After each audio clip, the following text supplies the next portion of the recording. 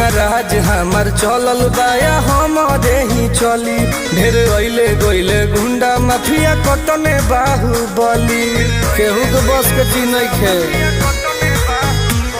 इहाँ राज हमार चलल बाया हमारे ही चली। ढेर अइले गइले गुंडा माफिया कतने बाहुबली, मार के गोली बन कदम बोली हरदम ला सुता दे। माहौल जवन बदली ओहके दुनिया से उठा दे। माहौल जवन बदली ओहके दुनिया से उठा दे।